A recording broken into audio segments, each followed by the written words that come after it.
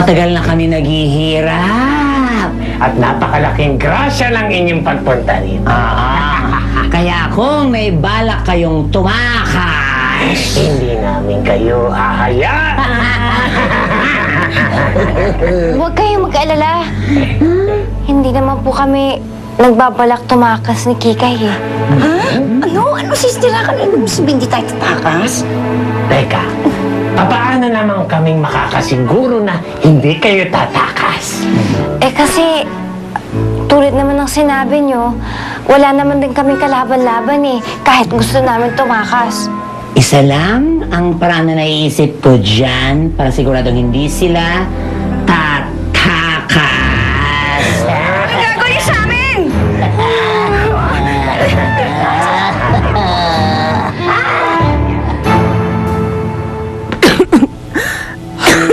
Lucille? Lucille? Lucille! Ano nangyari sa'yo?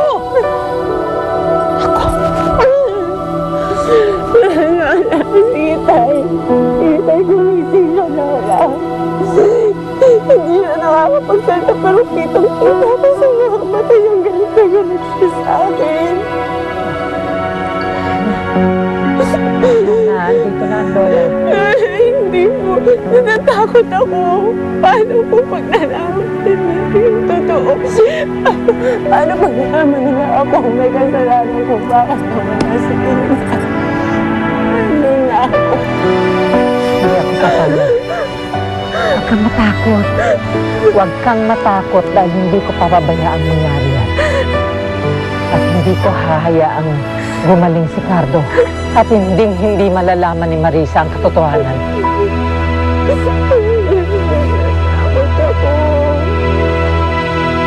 Nako, kapag nabenta natin yung dalawang yan bukas, dumiretso na tayo kay Lelang Gloria para magamot na yung ubo mo, ha? Ha? Ay, ang mapa! Ang mapa! Ito ang mapa, oh. Kinabahan ako. Pasensya ka na, Kikay ha. Hindi ko sinabi sa yung plano ko, kaya kailangan ko talaga makuha ang mapa na yun pupunta kay Lelang Gloria. It's okay, fine. I understand. Yan. Sandali. Bakit diyan ka nagluto? Dapat ito na lang ginamit mo. Eh, wala nang gas yung tank eh.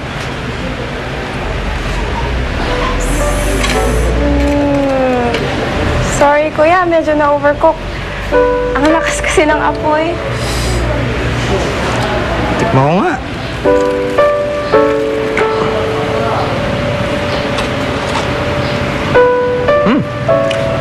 Ba, kahit sunog, masarap naman pala eh. Ah, sunog. May itlog naman. Gusto ko ng itlog.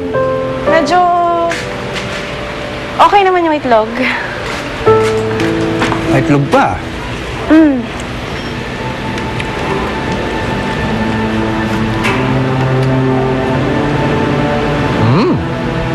Masarap ah.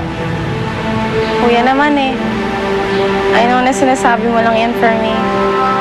Hindi naman masarap. Hindi, seryoso ako. Masarap nga yung pagkakaluto mo. Eh, di magluluto pa ako.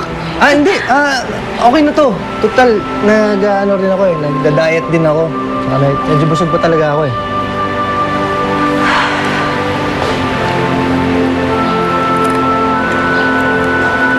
Kuya. Thank you ulit ah. Not for just saying na masarap. Thank you din sa pag-aalaga sa akin. Kahit alam ko na pinahihirapan ka ni Ate Lucille. Tandaan mo, Chloe. Lahat gagawin ng Kuya Lindon mo para protektahan ka. Dahil mahal na mahal kita.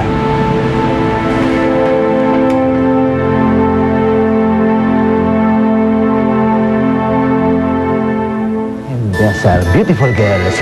You like beautiful girls, huh? You give me much money, I'll give you beautiful girls. Huwag narinig niyo, ha? Sinabi, ha? Maraming ibigyan natin ng babae ito, ha? Umibig kayo. Shh! Tumawa kayo! Nungipin niyo, ha? Simangot na naman kayo.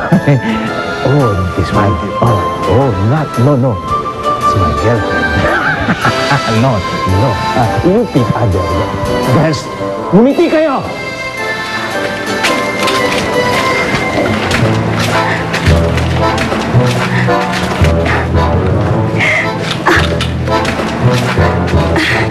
Kikay? Hoy, Kikay! Ano ginagawa mo, Kikay?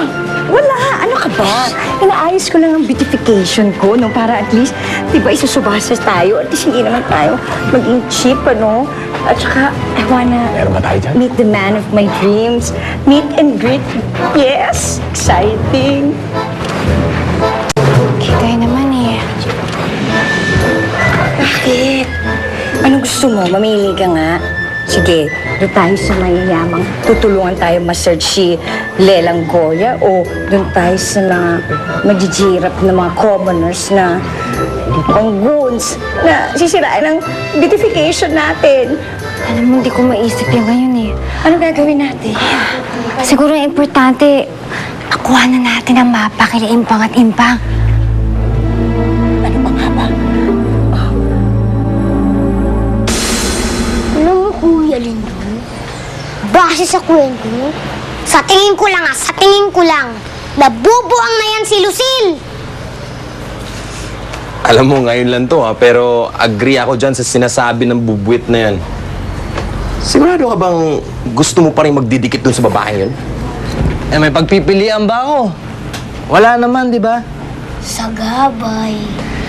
Tsaka duda rin ako dun sa sulat na pinabasa sa akin ni Lucille na galing daw kay Fina.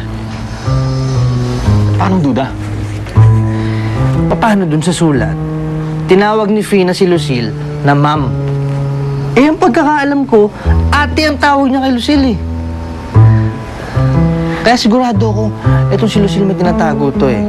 At hindi ako titigil hanggat hindi ko nalalaman yun.